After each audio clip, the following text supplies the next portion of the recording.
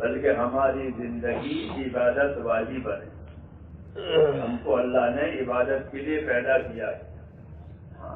اور عبادت سمجھانے کے لیے اللہ نے ہزاروں رسول دنیا میں بھیجے ہیں تاکہ وہ دنیا میں آ کر لوگوں کو اللہ کی عبادت اور اطاعت سمجھائیں. کیوں کہ اللہ کا راضی ہونا ضروری ہے. سب سے بڑی چیز کیا ہے کہ سب سے بڑی چیز اللہ کا راضی ہونا ہے. وَرِضْوَانٌ مِّنَ اللَّهِ أَكْبَرُ وَرِضْوَانٌ مِّنَ اللَّهِ أَكْبَرُ کہ اللہ کا راضی ہو جانا یہ سب سے بڑی بات ہے. کہ اللہ راضی ہو گیا کہ کام ہو گیا. عیسیٰ علیہ السلام سے کسی نے پوچھا کہ سب سے زیادہ خطرناک چیز، سب سے زیادہ ڈرنے کی چیز کیا ہے؟ تو عیسیٰ علیہ السلام نے یہ جواب دیا کہ اللہ کا ناراض ہونا، اللہ کا غضبناک ہونا. کہ اللہ غضبناک ہو گئے، اللہ ناراض ہو گئے کہ ساری حالت تہس نہس ہو جائے گی. کہ اللہ کی ناراضگی کہ طاقتوروں کی کمر توڑ دے گی. ہاں اللہ نے کچھ ہم نے کتنوں کی کمریں توڑی ہے.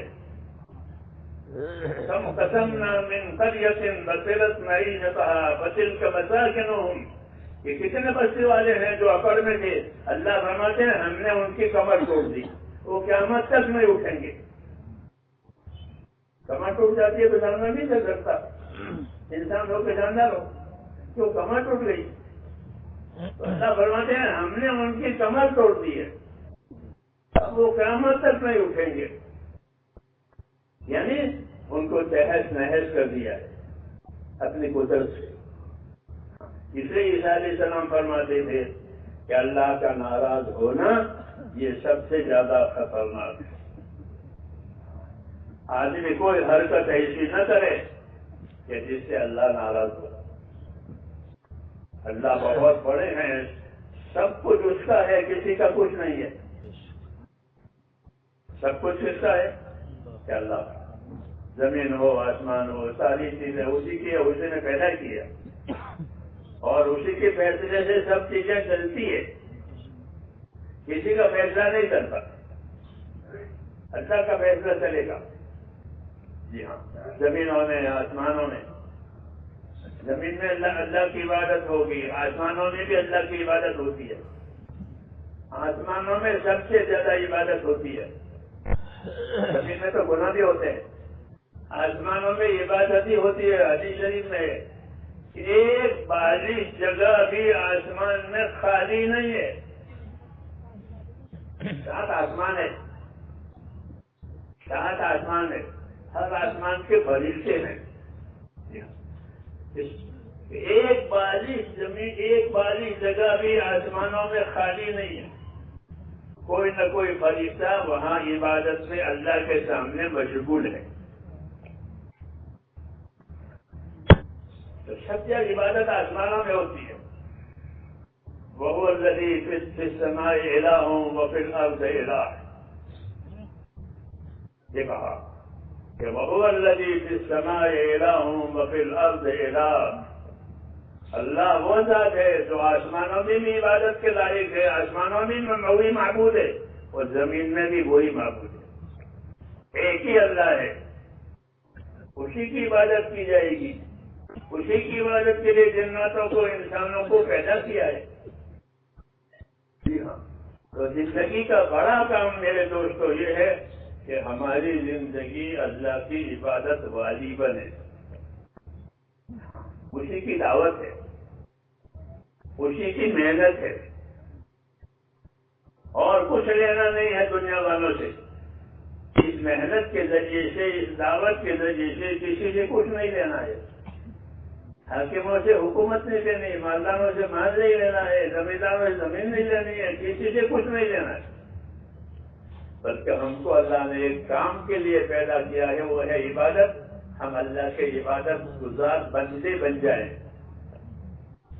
یہ مقصد ہے تبلیغ کا، اور یہ مقصد ہے دعوت کا کہ ہماری زندگی اللہ پر یقین والی اور اللہ کی عبادت والی بنے. اللہ پر یقین کہ جو ہوگا اللہ سے ہوگا, اللہ کے غیر سے کچھ نہیں ہوگا. موت ہو, حیات ہو, تندرستی ہو, بیماری ہو, محبت ہو, دشمنی ہو, جتنے حالات ہیں وہ سب اللہ پیدا کرے گا, کوئی کچھ نہیں کر سکتا. جو اللہ چاہے گا وہ ہوگا, جو نہیں چاہے گا وہ نہیں ہوگا.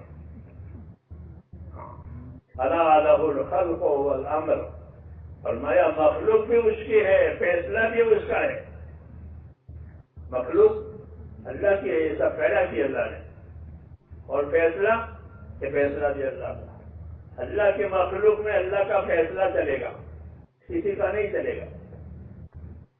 اگر راحت کا فیصلہ کرے تو سب کو راحت مل جائے, مصیبت کا فیصلہ کرے تو سب پر مصیبت آ جائے. کسی کا نہیں چلے گا, اللہ کی چلے گی. یہ سمجھایا کہ سارے خزانے, ساری چابیاں وہ اللہ کے ہاتھ میں ہے. راحتوں کی ہو, مصیبتوں کی ہو, سب چیزیں کہ اللہ تعالیٰ کے قبضے میں ہے. کوئی چیز اللہ کی قدرت سے, قبضے سے باہر نہیں ہے. ایک پتا بھی گرتا ہے درخت سے تو اللہ کو معلوم ہے کہ فلاں درخت سے فلاں جنگل میں پتا گرا. فلاں اثر کو تو من ورقۃ الا یعلمها, کوئی پتا کسی درخت سے گرتا ہے تو اللہ کو معلوم ہے. ایسا اللہ کا علم ہے, سب چیزیں جاننے والے. دوسری اللہ کی قدرت ہے کہ اللہ کی قدرت سب چیزوں پر ہے. جتنی چیزیں پیدا کی ہے وہ سب چیزیں قدرت کے نیچے ہے. ان تمام چیزوں سے وہ ہوگا جو اللہ چاہے گا. ہوا سے, پانی سے, آگ سے, زمین سے, مال سے, کہ وہ ہوگا جو اللہ چاہے گا. جو اللہ نہیں چاہے گا وہ نہیں ہوگا.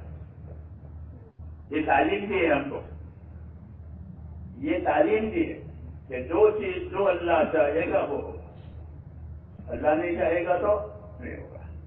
جب یہ سب چیزیں اللہ کے ہاتھ میں ہے تو کہ تم اپنا تعلق اللہ سے پیدا کرو. جب اس کے ہاتھ میں سب کچھ ہے تو اسی سے تعلق پیدا کرو. جس کے ہاتھ میں کچھ نہیں ہے اس کے پیچھے کیوں جاتے ہو؟ جس کے ہاتھ میں چابیاں ہیں اس کے پاس جاؤ. یہی میرے دوستوں دعوت اور تبلیغ کا مقصد ہے کہ ہمارا تعلق اللہ تعالیٰ سے صحیح ہو جائے. سمجھ نہیں بات, میری بات تو سمجھ رہے ہیں کہ ہمارا تعلق اللہ سے صحیح ہو جائے, کہ اللہ ہم سے ناراض نہ ہو بلکہ اللہ ہم سے ہر وقت راضی ہو. یہ ضروری ہے. اچھا, اس کا فائدہ کیا ہوگا؟ اللہ راضی ہوں گے تو کہ اللہ راضی ہوں گے تو حالات صحیح ہو جائیں گے. آج لوگ حالات سے پریشان ہیں. ہاں, ہر طبقہ اپنے حالات سے پریشانیوں میں ہے. یہ کیوں؟ یہ اللہ کے ناراض ہونے کی نشانی ہے کہ اللہ ناراض ہے, اس لیے حالات بگاڑ دیے ہیں. حضور صلی اللہ علیہ وسلم جب مدینہ منورہ تشریف لے گئے ہجرت کر کے, اور لوگوں سے آپ کا ملنا ہوا, لوگوں نے آپ کا استقبال کیا, تو وہاں آپ نے ایک بیان فرمایا تھا. پہلا بیان کہاں؟ ہاں یاد رکھو, کہاں بیان ہوا؟ مدینہ میں. پہلا بیان ہوا ہجرت میں. تو اس بیان میں کیا فرمایا تھا؟ وہ بیان کتابوں میں ہے. بیچارے مسلمان کتابیں پڑھتے نہیں ہیں. ہاں, کتابیں نہیں پڑھتے, دین کی باتیں نہیں پڑھتے, دین سے بے خبر ہے, اللہ رسول کی باتوں سے بے خبر ہے. دعوت و تبلیغ اس لیے ہے کہ ہم اللہ کی طرف سے ہم پر کیا کیا ذمہ داریاں آتی ہے اس سے ہم واقف ہو جائیں. اس لیے تبلیغ ہے. تبلیغ خالی نکل جانے کے لیے نہیں ہے بلکہ اپنی ذمہ داریوں کو سمجھنے کے لیے تبلیغ ہے کہ مجھ کو اللہ نے پیدا کیا ہے, مجھ کو اللہ نے دین دیا ہے, میری کیا ذمہ داری ہے. ہاں, ذمہ داریوں کے سمجھنا اور ذمہ داری سمجھ کر اپنے آپ کو اس کا پابند کرنا, اس کا نام تبلیغ. تو میں وہ مدینہ منورہ کی بات کر رہا تھا کہ آپ نے مدینہ منورہ پہنچ کر کے لوگ آپ کے استقبال کے لیے, آپ کے ملاقات کے لیے مشتاق تھے, تیار انتظار ہو رہا تھا. تو آپ کا وہاں پہنچنا ہوا, پھر آپ نے ان لوگوں سے باتیں کی. وہ پہلی بات ملاقات کے وقت میں وہ کیا بات تھی؟ وہ بات یہ تھی کہ من اصلح ما بینہ و بین اللہ اصلح اللہ ما بینہ و بین خلقہ. یہ فرمایا, اور بھی باتیں فرمائی تھی. یہ ایک بات تھی جو اس مجمع میں ہمیں کہنی ہے. جی ہاں, کیونکہ آپ نے مجمع میں کہی ہے. جی ہاں, تو یہ بھی ایک سنت کہ جو بات آپ نے مجمع سے وہاں کہی ہے وہ بات ہماری زبان سے بھی اور ہمارے کانوں سے بھی ہم سن لیں. ہاں, ذمہ داری کی بات ہے. تو وہ بات یہ تھی کہ من اصلح ما بینہ و بین اللہ اصلح اللہ ما بینہ و بین خلقہ. حضرت رحمۃ اللہ علیہ نے حیات الصحابہ لکھی ہے. ہاں, اس میں بھی یہی بات ہے. کیا مطلب ہے اس کلام کا؟ اس میں رسول صلی اللہ علیہ وسلم نے رہبری فرمائی ہے ہماری.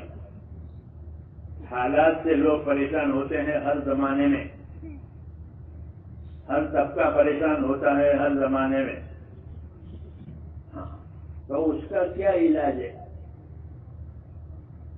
تو وہ علاج کی طرف اشارہ ہوا ہے کہ من اصلح ما بینہ و بین اللہ اصلح اللہ ما بینہ و بین خلقہ. کہ جو لوگ اپنا اور خدا کا معاملہ ٹھیک کر لیں گے تو اللہ ان کا اور دنیا والوں کا معاملہ ٹھیک کر دے گا. اس میں آسان بات ہے کہ جو لوگ اپنا اور خدا کا معاملہ ٹھیک کر لیں گے کہ اللہ ہم سے ناراض نہ ہو, بلکہ اللہ نے جو ذمہ داریاں ڈالی ہیں وہ ہمارے ہاتھ سے پوری ہو جائے. اچھا, اللہ نے زیادہ ذمہ داریاں نہیں ڈالی ہے, دین کو آسان کر کے دیا ہے. دین آسان کر کے دیا ہے, زیادہ مشکل نہیں ہے, کوئی مشکل نہیں, کوئی تنگی نہیں ہے اندر. لیکن دین کو سیکھنے کی ضرورت ہے. سیکھیں گے تو اس کی آسانی کا پتہ چلے گا, اور سیکھے نہیں تو بغیر سیکھے تو ہر کام مشکل ہے. بغیر سیکھے ہر کام مشکل. کیوں سیکھا ہی نہیں ہے, اور سیکھے تو ہر کام آسان. دین کا بھی یہی معاملہ ہے کہ دین کو سیکھو تاکہ دین آسان ہو جائے. آج لوگوں کو دین بھاری پڑ رہا ہے, مشکل پڑ رہا ہے. اس کی وجہ کیا ہے؟ کہ اس کی وجہ یہ ہے کہ اس کو سیکھا نہیں ہے. ہاں, اس کو سیکھنا سمجھنا, کیونکہ ہم کو اللہ تعالیٰ نے اس دنیا میں دین پر چلنے کے لیے پیدا کیا ہے. یاد رکھو, کیوں پیدا کیا ہے؟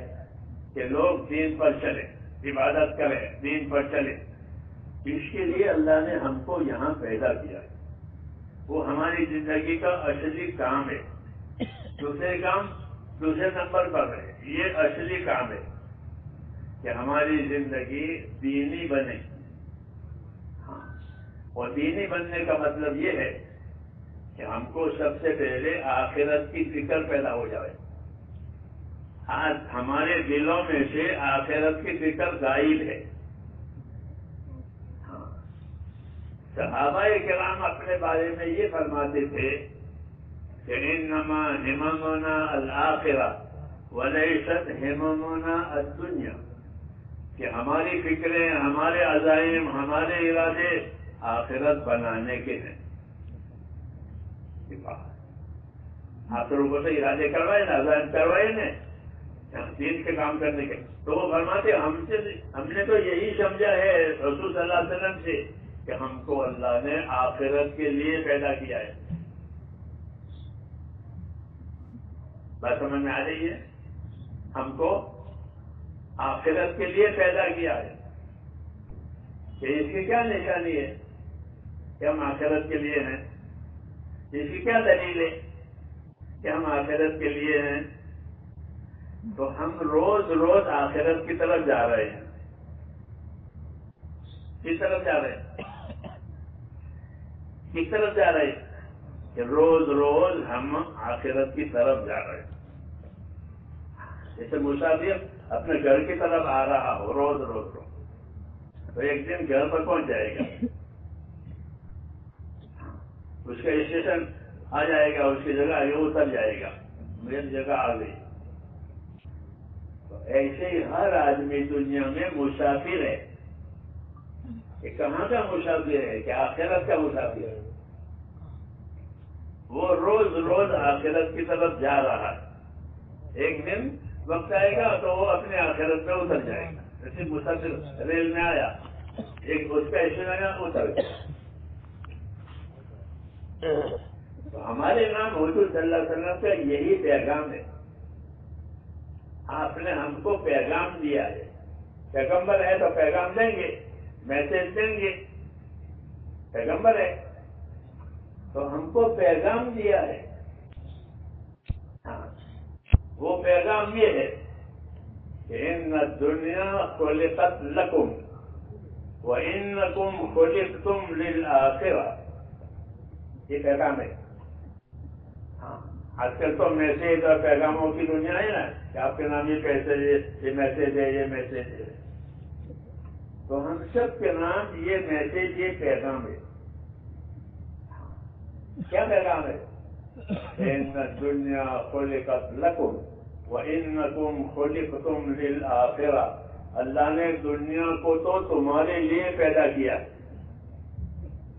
یہ نعمت ہے کہ اللہ نے دنیا ہمارے لیے پیدا کی ہے. یہاں کا سونا، یہاں کی چاندی، یہاں کے کپڑے، یہاں کے پھل، یہاں کی زمین، یہ کس کے لیے ہے؟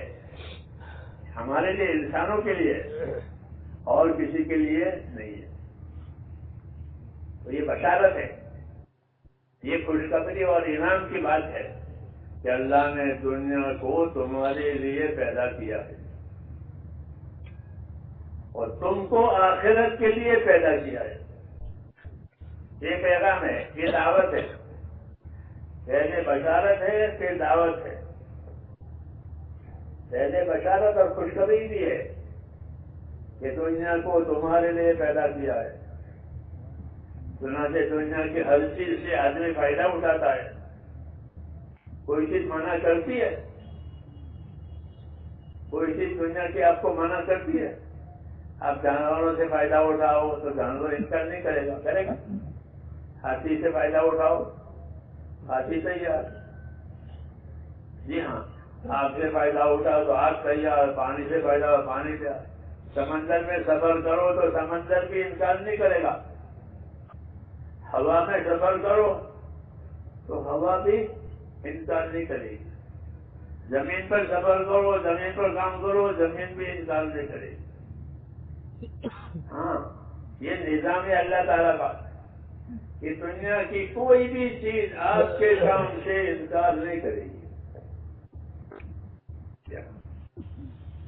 میری بات سمجھتے ہیں؟ جی ہاں. لوگ سمندروں سے موتی نکالتے ہیں، مچھلی نکالتے ہیں، سمندروں میں تجارتیں کرتے ہیں. ہاں، پانی میں، ہواؤں میں سفر کرتے ہیں، کاروبار کرتے ہیں. تو دنیا کی نعمتوں سے ہم فائدہ اٹھا رہے ہیں. کیوں؟ کہ دنیا کی نعمتوں کو اللہ نے ہمارے لیے بنایا. یہ بشارت ہے، یہ بشارت ہے کہ تمہارے لیے بنایا ہے. ہر چیز بعض چیزوں کا فائدہ ہم کو معلوم ہے، بعض چیزوں کا فائدہ ہم کو معلوم نہیں ہے، مگر وہ سب بنی ہے ہمارے لیے. سمجھ آئی بات؟ سب چیزیں ہمارے لیے بنی ہے. بعض چیزوں کا فائدہ معلوم ہے، بعض چیزوں سے فائدہ اٹھانا جانتے ہیں، اور بعض چیزوں سے فائدہ اٹھانا نہیں جانتے، مگر ہے وہ ہمارے لیے، کسی اور مخلوق کے لیے نہیں. یہ اللہ کا اعلان ہے کہ حضور صاحب نے ہم کو سمجھایا ہے کہ دنیا کی ساری نعمتیں، ساری چیزیں تمہارے واسطے پیدا کیا اور ان کو پابند کیا ہے تمہاری خدمت کے لیے. یہ بات دنیا کی چیزوں کو تمہاری خدمت کے لیے پابند کر دیا. وَسَخَّرَ لَكُم مَّا فِي الْأَرْضِ جَمِيعًا، ایک آیت میں اشارہ ہے کہ وَسَخَّرَ لَكُم مَّا فِي الْأَرْضِ جَمِيعًا، کہ زمین کی تمام چیزوں کو تمہارے کام میں لگایا ہے. کوئی چیز تمہارے کام سے انکار نہیں کرے گی. زمین پر گھر بناؤ، گھر بن جائے گا. جی ہاں، سفر کرو، چلو، زمین انکار نہیں کرے گی. جی ہاں، یہ کہا کہ زمین کی چیزیں تمہارے کام میں لگائی. وَسَخَّرَ لَكُم مَّا فِي السَّمَاوَاتِ وَالْأَرْضِ جَمِيعًا، تو کیا کہ تمہارے لیے زمین اور آسمان کی چیزیں تمہارے کام میں لگائی ہے. چاند اور سورج اور ستارے اور کون کون، یہ سب تمہارے کام میں ہے. تو یہ سب اللہ تعالیٰ کے انعامات ہیں، اکرام ہے جو ہمارے ساتھ ہے. اب سوال یہ پیدا ہوتا ہے کہ ساری چیزیں تو ہمارے لیے بنی ہے، ہم کس کام کے لیے بنے؟ ہم کس کام کے لیے بنے؟ ہم اس کام کے لیے کہ ساری چیزوں سے فائدہ اٹھے، روٹی کمائیں کھائیں، روٹی کما کے کھاؤ، پیٹ بھرو. یہ ہے ایسا نہیں ہو سکتا کہ ساری چیزوں کو تو تمہارے کام میں لگائے اور تم کو نکمے بنائے، کھا پی کے پھرو. ایسا ہو نہیں سکتا. اللہ حکمت والا ہے، اللہ کی حکمت کے خلاف ہے. ہاں، اس لیے کہ ساری چیزوں کو تو تمہارے کام میں لگایا ہے، تمہارے پیدا کی ہے، اور اللہ نے تم کو اپنے لیے پیدا کیا ہے. یہ ہماری عزت ہے کہ اللہ نے ہم کو اپنے کام کے لیے، خدا کے کام کے لیے ہم پیدا ہوئے. ہاں، اللہ کے کام کے لیے ہم پیدا ہوئے، باقی چیزیں ہمارے کام کے لیے. یہ سمجھایا جاتا ہے کہ اللہ نے ہم کو اپنے کام کے لیے پیدا کیا ہے. اس لیے اللہ تعالیٰ نے قرآن کریم میں یہ بات واضح طور پر فرما دی کہ میں نے تمام جناتوں کو، تمام انسانوں کو میری عبادت کے لیے پیدا کیا ہے. عبادت کے لیے پیدا ہوئے ہیں. اللہ نے اپنی عبادت کے لیے ہم کو پیدا کیا ہے، باقی چیزوں کو ہماری خدمت کے لیے بنایا ہے. یہ احسان ہے اور اکرام بھی ہے کہ اللہ نے اپنے کام کے لیے ہم کو بنایا اور ہمارے کام کے لیے ساری چیزیں بنائی. تو کتنا بڑا انعام ہے. اس لیے میرے دوستو، اللہ تعالیٰ نے ہم پر جو اکرام کیا ہے وہ یہ کیا ہے کہ عبادت کے لیے پیدا کیا ہے، اور عبادت کرنا یہ ہماری زندگی کی ذمہ داری ہے. عبادت کرنا کیا ہے کہ ہماری زندگی کی ذمہ داری ہے. یہ دنیا جو اللہ نے پیدا کی ہے یہ ذمہ داریوں کے پورا کرنے کے لیے بنائی ہے، خواہشوں کے پورا کرنے کے لیے، منچاہیوں کے لیے دنیا نہیں بنی ہے. ہاں، اس کا ایک وقت مقرر کیا ہے اللہ نے. اس کا دنیا کی دو قسمیں ہیں. ایک دنیا ہر آدمی کی ذاتی زندگی، یہ اس کی دنیا، پیدائش سے لے کر موت تک ہر آدمی کی، یہ اس کی دنیا. اور ایک پورے عالم کی،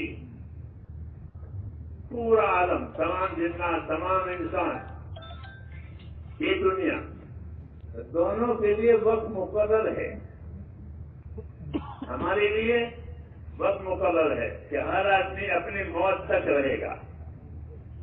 جب موت آئی ختم ہو گیا. یہ انفرادی.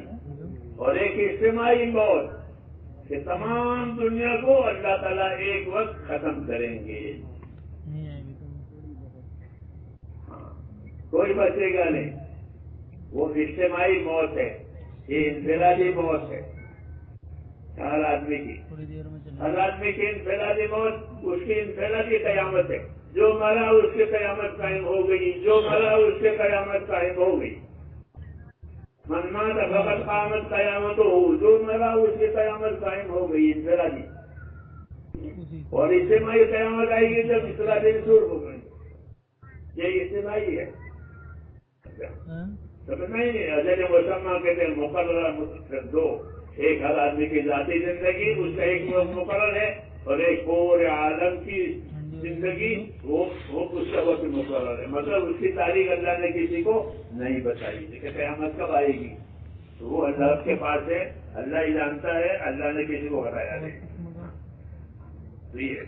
تو یہ دو چیزیں ہیں، ہر آدمی کی موت اور دنیا کی موت. یہ اللہ کا فیصلہ ہے، یہ اللہ نے طے کیا ہے. یہ کیوں طے کیا ہے؟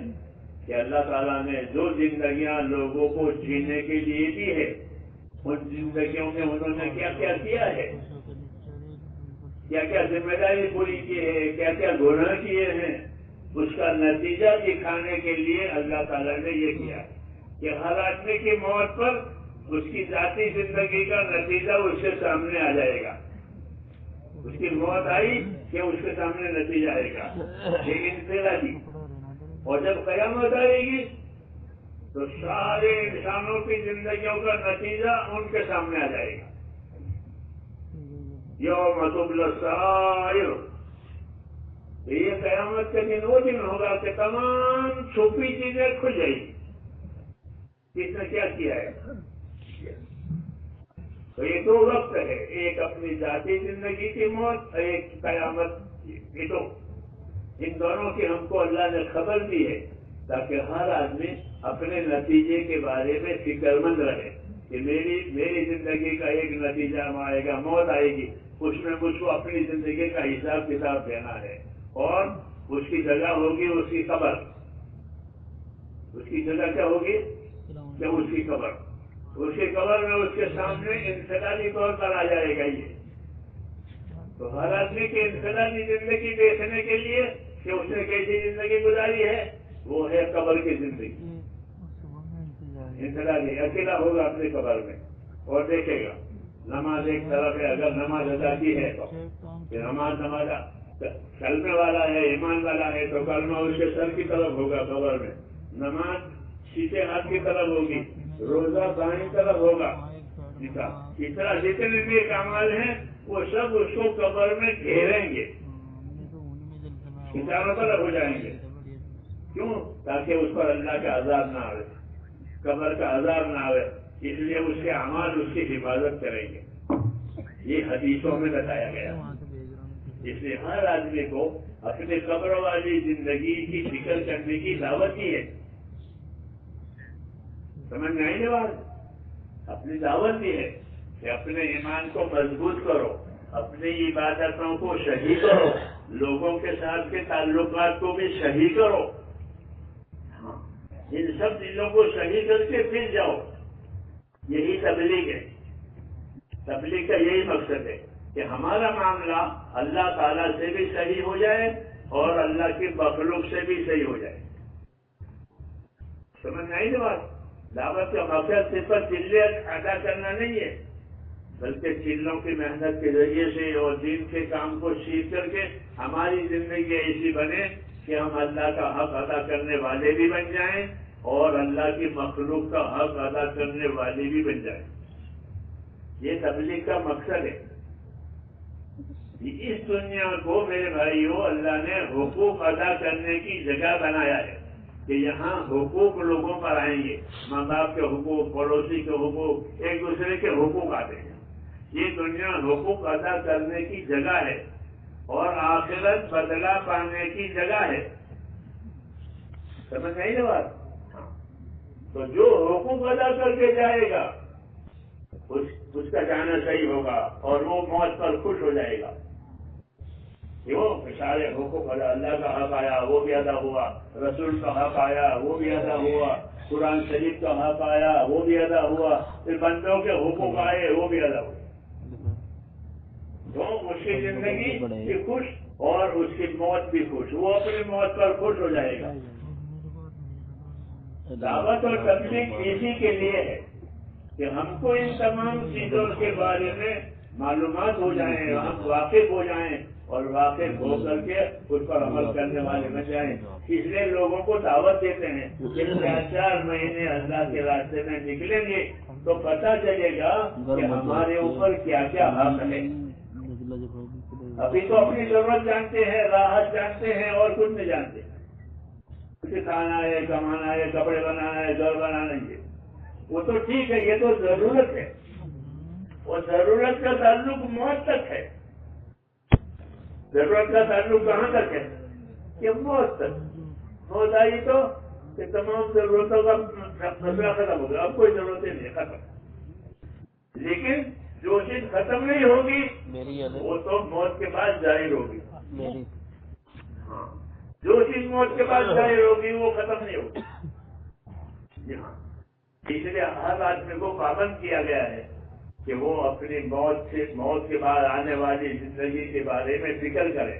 وَلْتَنْظُرْ نَفْسٌ مَّا قَدَّمَتْ لِغَدٍ، وَلْتَنْظُرْ نَفْسٌ مَّا قَدَّمَتْ لِغَدٍ۔ ہر آدمی سوچا کرے کہ میں نے آنے والی زندگی کے لیے کیا تیاری کی ہے۔ ایک زندگی مجھ کو ابھی بھی ہے، ماں کے پیٹ میں سے نکال کر، پھر ایک دنیا میں سے نکال کر قبر میں، اور قبر میں سے نکال کر قیامت میں، اور قیامت میں سے نکال کر آخرت میں۔ یہ زندگی بہت لمبی ہوگی۔ موت سے لے کر قیامت تک کا زمانہ بہت لمبا ہے۔ موت سے لے کر قیامت تک کا زمانہ بہت لمبا، پھر قیامت کا زمانہ تو وہ بھی بہت لمبا، پھر قیامت کے بعد آخرت ہے کہ وہ بہت لمبا۔ لیکن لوگ آج اس کو بھول گئے ہیں۔ کیا ہو گیا؟ یہ بھول گئے ہیں، حالانکہ یہ بات ہر آدمی کے سامنے آنے والی ہے، کوئی اس سے بچے گا نہیں۔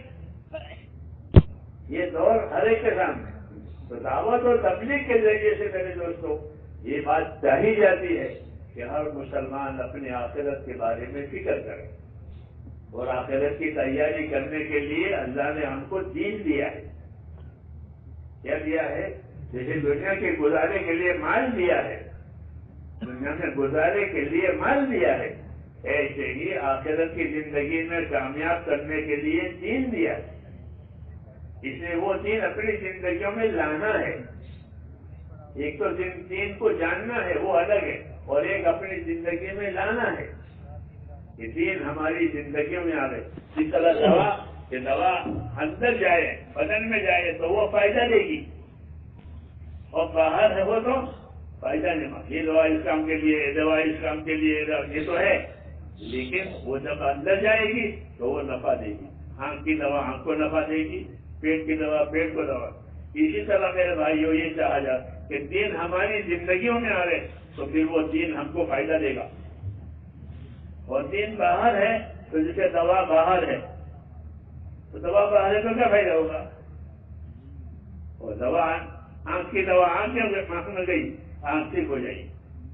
اس لیے مولانا یوسف صاحب رحمۃ اللہ علیہ ایک مثال دیکھیں گے کہ جس طرح دواؤں کا اندر جانا ضروری ہے فائدہ حاصل ہونے کے لیے، ایسے دین کا زندگیوں میں آنا ضروری ہے۔ سب سے پہلے ایمان دلوں میں آ رہے، ایمان دلوں میں آ رہے، لا الہ الا اللہ محمد الرسول اللہ، یہ ہمارا ایمان ہے کہ نہیں اس کلمے کو پڑھا کرو۔ حدیثوں میں اس کلمے کو کثرت سے پڑھا کرو، کم سے کم روزانہ 100 مرتبہ پڑھے اس کو۔ کتنا مرتبہ؟ تو کیا ملے گا؟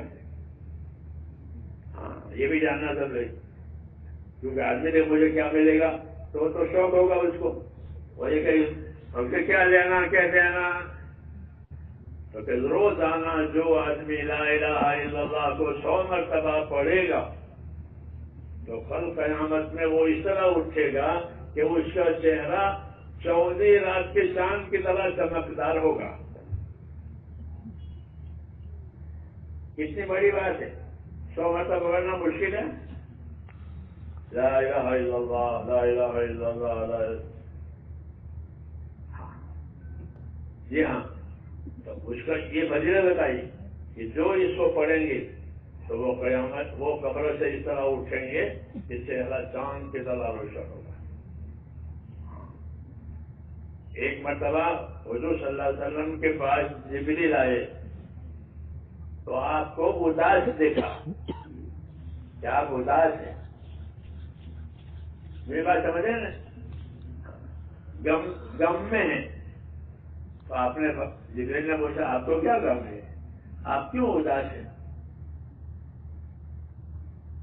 آپ نے فرمایا مجھ کو میری امت کا غم ہے, مجھ کو میری امت کا غم ہے کہ میری امت کا کیا ہوگا, اس لیے میں اداس ہوں. جو بھائی میرے بات سن رہے ہیں یا سو گئے بیٹھے بیٹھے؟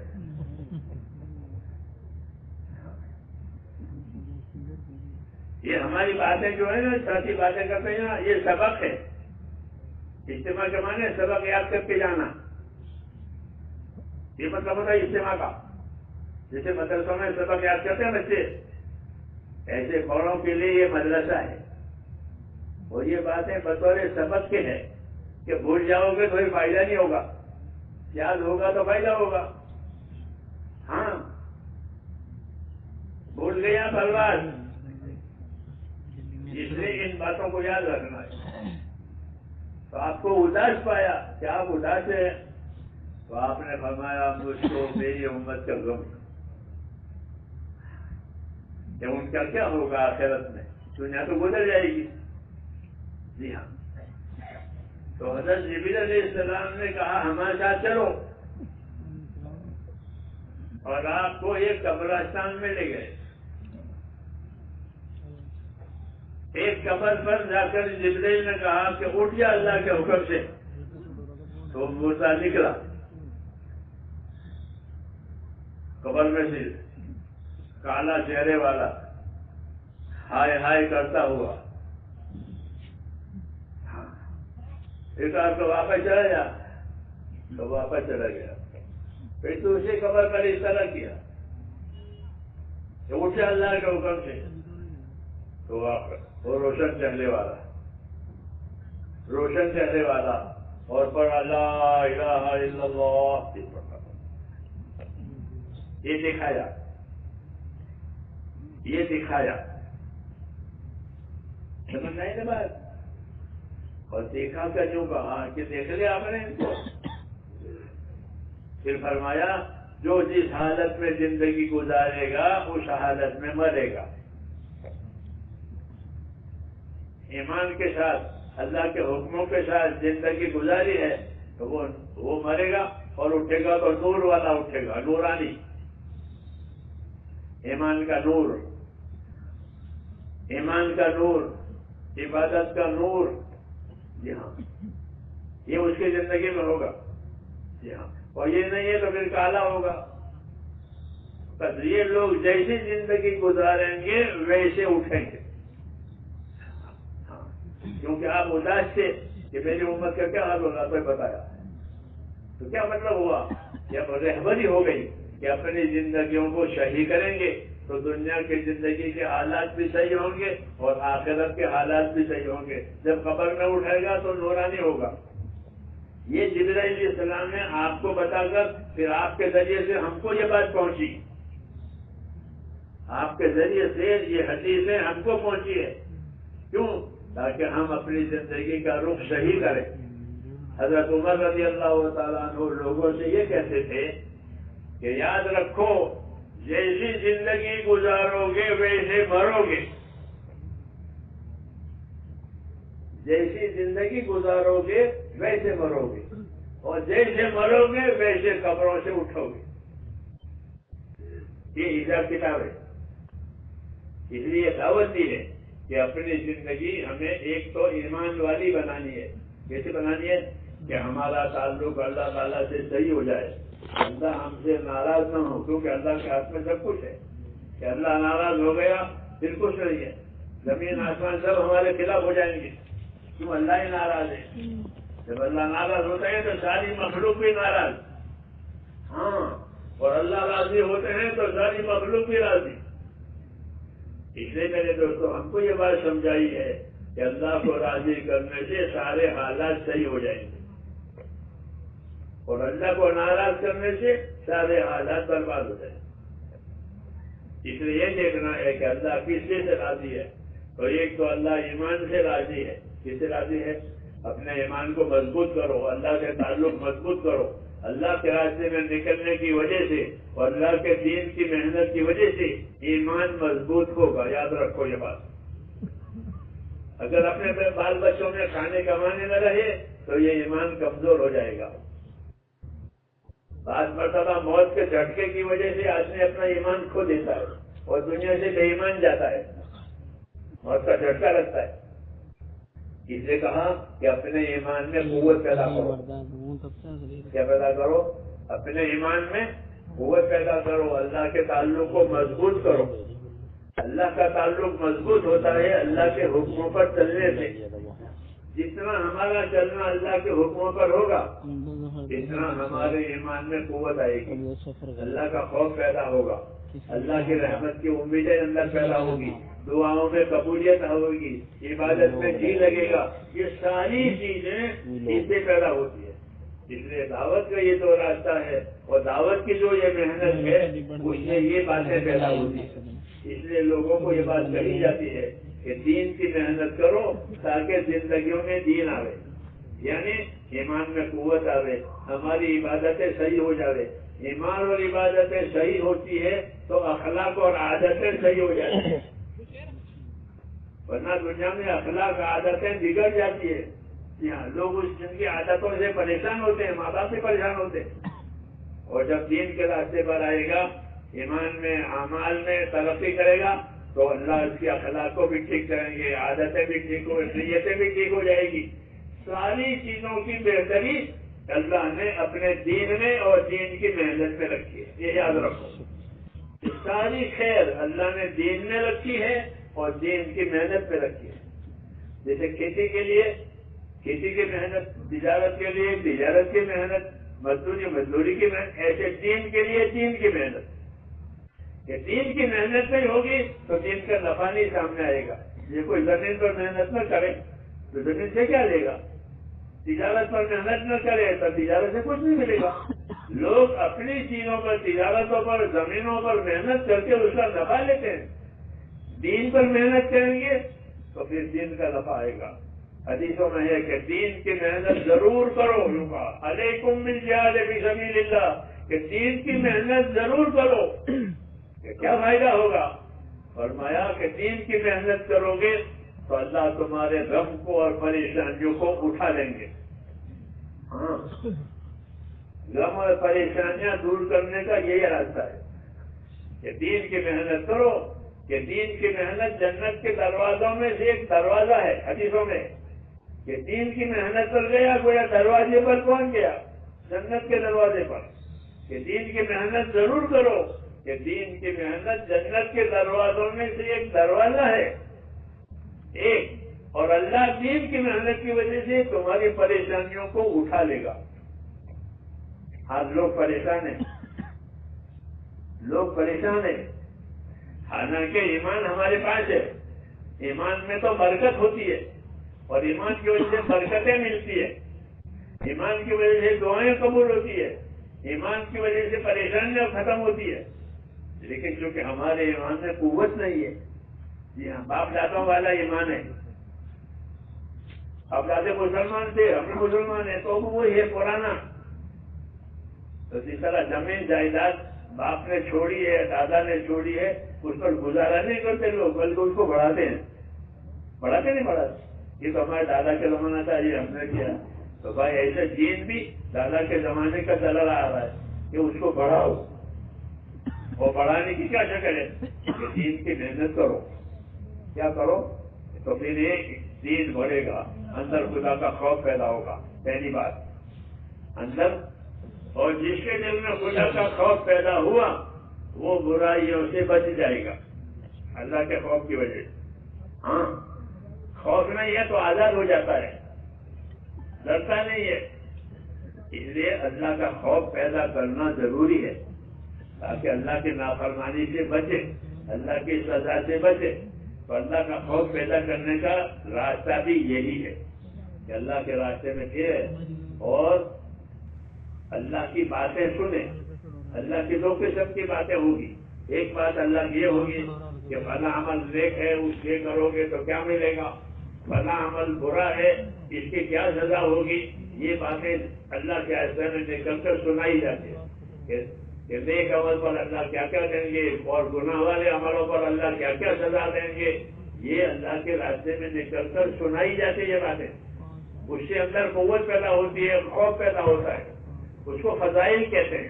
کیا کہتے ہیں کہ اللہ کے راستے میں نکل کر فضائل کو سنو کہ نماز چھوڑنے کا کیا وبال ہے اور نماز ادا کرنے کی کیا برکت ہے.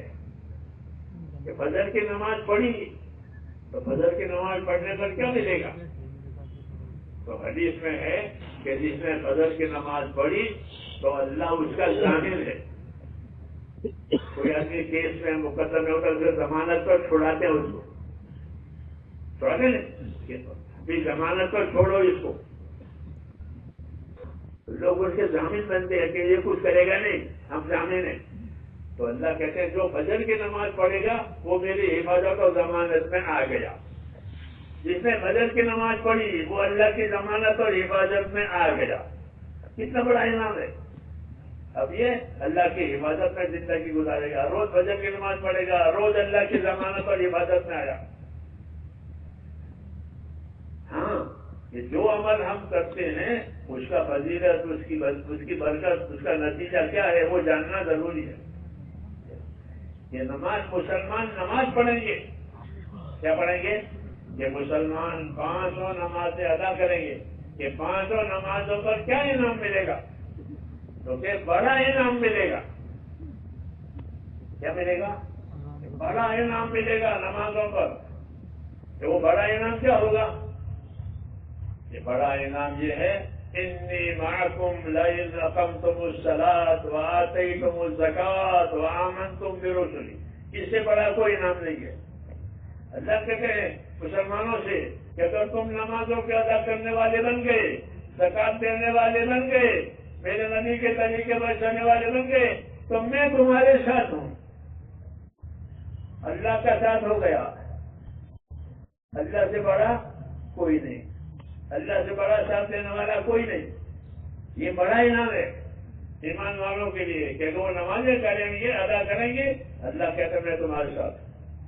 اب کوئی مسئلہ ہی نہیں ہے, اللہ ہمارے ساتھ ہے, لیکن ہم نے نماز چھوڑ دی ہے تو اللہ کا ساتھ اب نہیں ہے. اس لیے میرے دوستوں یہ نیت کرنی ہے کہ ہم اپنی نمازوں کو برابر ادا کریں گے. یہ نیت کرتے ہو نہیں کرتے؟ ہاں, یہ دعوت ہے کہ نماز ادا کرنے سے بندہ اللہ کی حفاظت میں بھی آتا ہے اور بندے کے لیے اللہ کی مدد بھی ہوتی ہے, اور دعا بھی نماز پڑھنے سے قبول ہوتی ہے.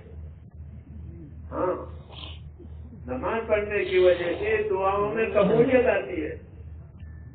اس لیے ہم کو اس کا حکم ہے اور یہ بڑا انعام ہے کہ انی معکم لئن اقمتم الصلاۃ وآتیتم الزکاۃ وآمنتم برسلی, کہ میں تمہارے ساتھ ہو جاؤں گا مدد کے لیے جب تم نمازیں قائم کرو گے, زکاتیں دو گے, رسول کے طریقے پر چلو گے.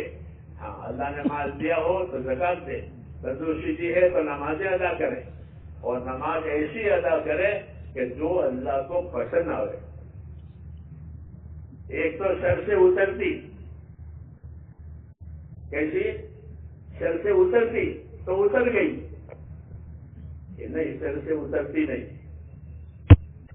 نماز نور والی, کیسی نماز نور والی. حدیث میں الصلاۃ نور, نماز میں نور ہے, نماز میں نور ہے. دنیا میں ان آنکھوں سے نماز کا نور نظر نہیں آئے گا, یہ بتا دیتے ہیں آپ کو. ہاں, ان آنکھوں سے وہ نور نظر نہیں آئے گا. اس کے دیکھنے کے لیے دوسری نظر ملے گی. تو ہر آدمی قبر میں اپنی نماز کا نور دیکھے گا اگر ادا کی ہے تو. ادا کی ہے تو نماز کا نور وہ اپنی قبر میں دیکھے گا، کیونکہ الصلاۃ و نور، نماز میں روشنی ہے، نماز میں نور ہے، نماز میں روزی کی برکت ہے، نماز میں دعا کی قبولیت ہے، یہ سب نماز کے فائدے ہیں۔ اس لیے میرے دوستوں، ہماری زندگی کی ذمہ داریوں میں سے یہ ہے کہ ہم اپنی نمازوں کو صحیح پڑھیں۔ کیا کریں؟ صحیح پڑھیں۔ غلط کوئی چیز ہوتی ہے اس کی کوئی قیمت آتی نہیں ہے، جو چیز صحیح ہوتی ہے اس کی قیمت ملتی ہے، کھوٹی چیزیں ہیں اس کی قیمت نہیں ہوتی۔ اس لیے ہماری ذمہ داری ہے اللہ کے راستے میں نکل کر اپنی نمازوں کو صحیح کریں۔ بڑا فائدہ یہ ہے اللہ کے راستے میں نکلنے کا کہ آدمی اللہ کے راستے میں نکل کر نمازی بن جاتا ہے۔ کیا بن جاتا ہے؟ نمازی بن جاتا ہے۔ اچھی طرح 40 دن لگائے تو نمازی ہو گیا۔ 200 نمازیں پڑھے گا چلے میں، کتنی نمازیں ہوتی ہیں چلے کی؟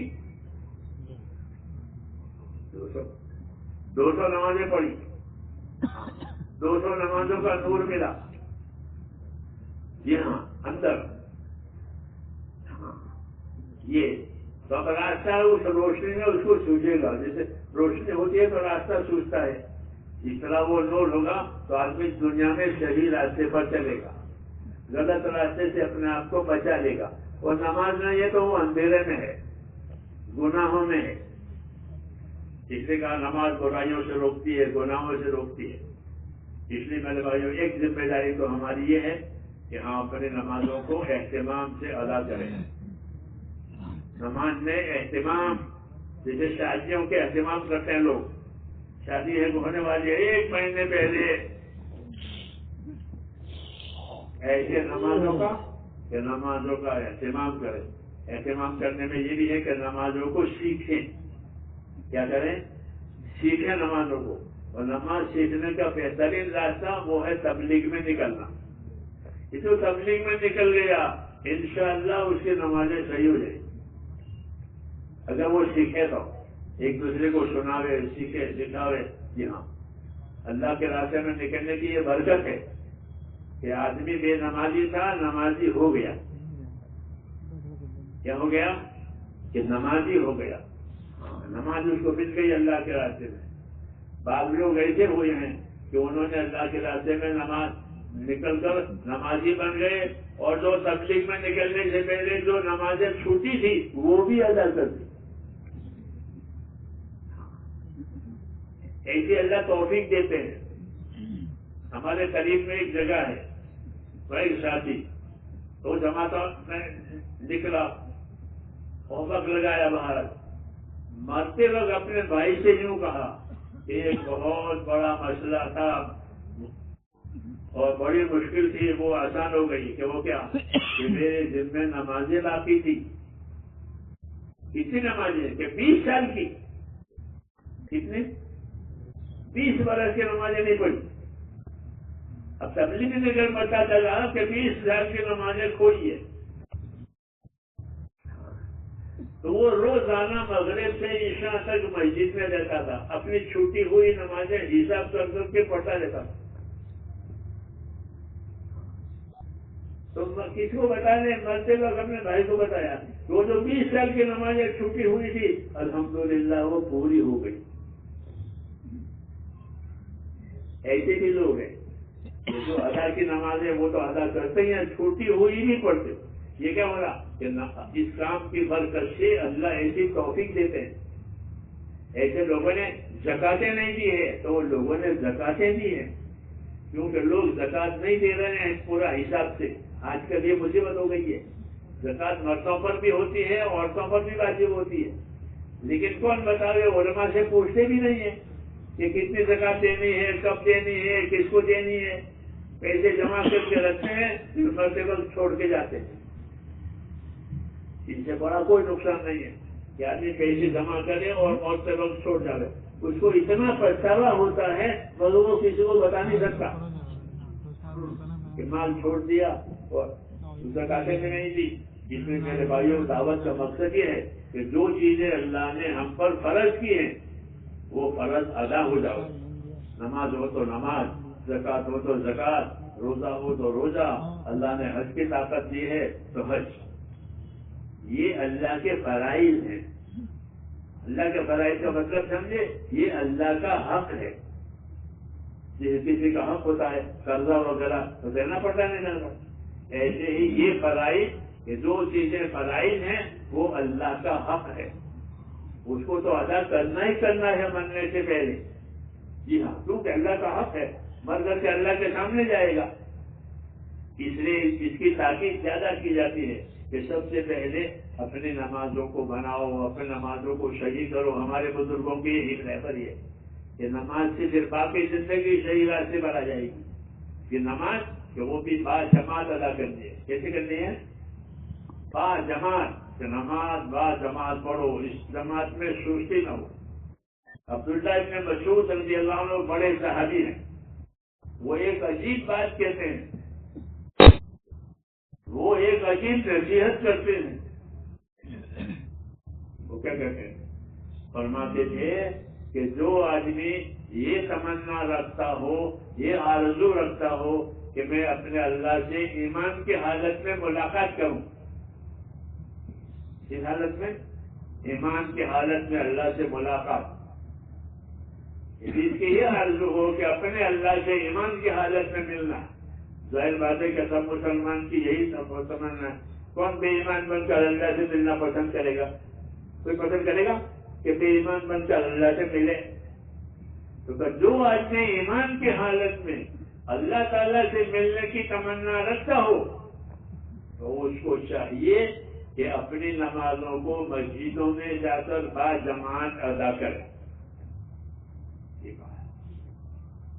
ابن مسعود کی یہ بڑی بات ہے کہ اللہ سے ایمان کی حالت میں ملاقات کرنا ہے تو اس کا یہ راستہ ہے. ظاہر بات ہے کہ ہر مسلمان یہ چاہے گا کہ اللہ سے ایمان کے ساتھ ملے. بے ایمانی کے ساتھ اللہ ملنا، اللہ کو ملنا یہ کوئی بات ہے؟ تو اللہ سے اگر ایمان کے ساتھ ملنا چاہتے ہو تو فرمایا مسجدوں میں جا کر نمازوں کو با جماعت ادا کرو. با جماعت نماز ادا کرنے کا اثر یہ ہوگا کہ مرتے وقت ایمان نصیب ہوگا اور ایمان کی حالت میں اللہ سے ملاقات کرے گا. یہ اس کی اہمیت بتائیے. اور پھر آگے فرماتے ہیں کہ تمہیں یہ بات معلوم ہونا چاہیے، لوگوں سے کہ تمہیں یہ بات معلوم ہونی چاہیے کہ اللہ نے تمہارے لیے تمہارے نبی کی سنتیں بتائی ہے. نبی کے طریقے، سنت طریقے، اور با جماعت نماز ادا کرنا یہ نبی کی سنت ہے. با جماعت نماز ادا کرنا یہ سنت ہے. بے جماعت نماز پڑھنا سنت کے خلاف ہے، بغیر عذر کے. کوئی عذر نہیں ہے، جماعت چھوڑ دیں، یہ سنت کے خلاف ہے. اور با جماعت نماز ادا کرنا یہ نبی کی سنت ہے. پھر فرمایا کہ نبی کی سنت کو چھوڑو گے تو گمراہ ہو جاؤ گے. یہ ابن مسعود کی ایک بڑی بات ہے. وہ لوگوں کو نصیحت کرتے ہیں کہ اللہ سے ایمان کی حالت میں ملنے کا شوق ہو تو اپنے نمازوں کے پابند بنو. اور جس طرح نمازوں کی پابندی ضروری ہے ایسا نمازوں کو صحیح سیکھ کر ادا کرنا بھی ضروری ہے. جو غلط نماز پڑھی ہے تو پڑھتے ہو نا فضائل میں کہ غلط نماز پڑھیے تو منہ پر مار دیتے، ہاں، اور صحیح پڑھیے تو وہ نور بن کر اوپر جاتی ہے. اور نمازی کو دعا دیتی ہے وہ نماز کہ اللہ تیرا بھلا کرے، تو نے مجھے سنبھالا، اللہ تجھے سنبھالے. تو نمازیں دعا دیتی ہے. یہ فضائل میں ہے. اس لیے میرے بھائیوں ایک ذمہ داری ہماری بڑی ہے کہ ایمان کا کلمہ بھی پڑھتے رہیں اور نمازوں کا اہتمام بھی کرتے رہیں کہ نماز پوری زندگی پر اثر ڈالے گی. ہاں، پوری زندگی نماز کی وجہ سے صاف ہو جائے گی.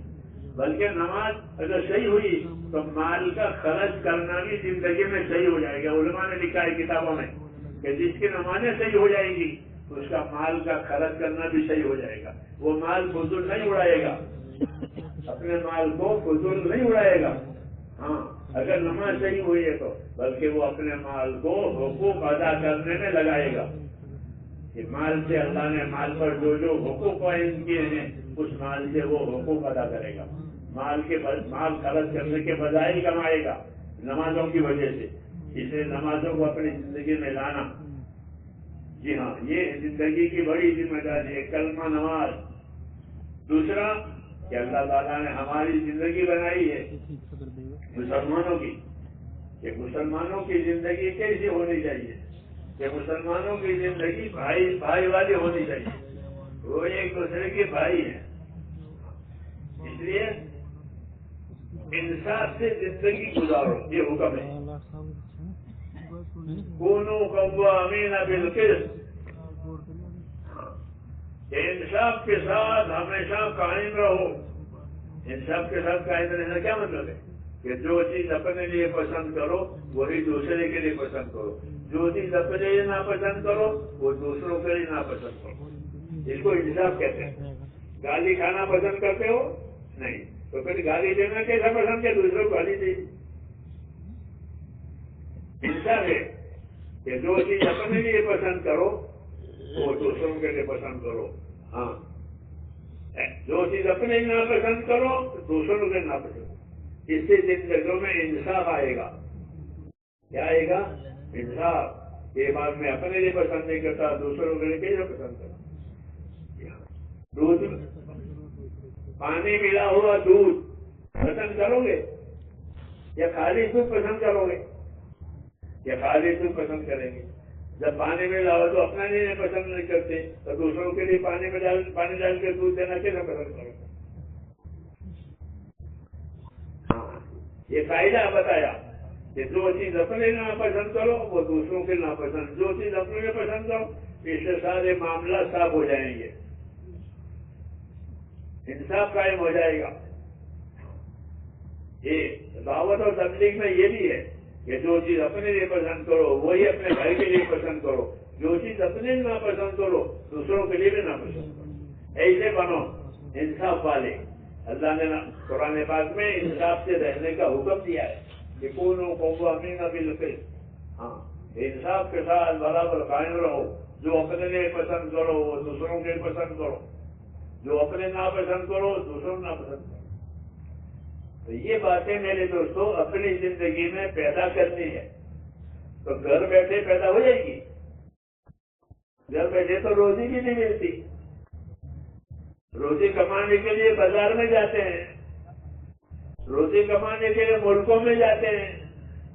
ہاں، روزی روٹی کے لیے دفتروں میں جاتے ہیں، نوکریاں کرتے ہیں. یہ روزی. گھر بیٹھے تو روزی بھی نہیں ملتی. تو جب گھر بیٹھے روزی نہیں ملتی تو دین اور ہدایت کیسے ملے گی؟ بیٹھے بیٹھے کہ بیٹھے بیٹھے کچھ نہیں ہوتا.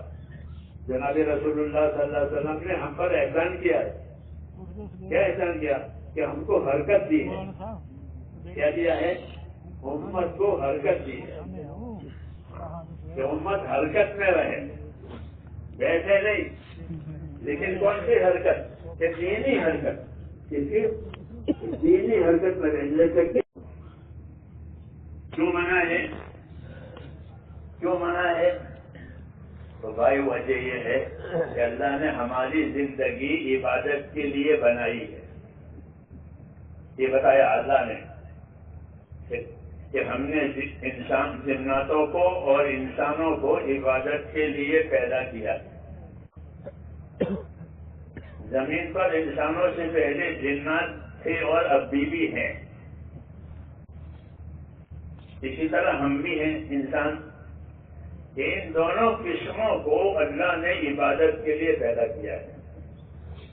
ان کی زندگی کا مقصد ہی عبادت ہے. تو یہ بتایا کہ ہماری زندگی کا مقصد عبادت ہے. ظاہر بات ہے کہ جب زندگی عبادت کے لیے دی ہے تو اس زندگی میں زندگی کی حفاظت کرنی پڑے گی تاکہ عبادت کر سکے. اگر بیمار ہو گیا تو کیسے عبادت کرے گا؟ اس لیے علماء نے لکھا ہے کہ آدمی اپنی تندرستی کی حفاظت کرے تاکہ اللہ کے فرائض ادا ہو جائیں. کیونکہ بیمار ہوگا تو کیسے نماز پڑھے گا؟ بیمار ہوگا تو کیسے روزے رکھے گا، بیمار ہوگا تو کیسے حج کرے گا؟ یہ ساری چیزیں تندرستی سے ادا ہوتی ہے. ہاں، ورنہ بیماری میں وہ معذور ہو جاتا ہے، لاچار ہو جاتا ہے. اس لیے ہم کو یہ دعوت دی ہے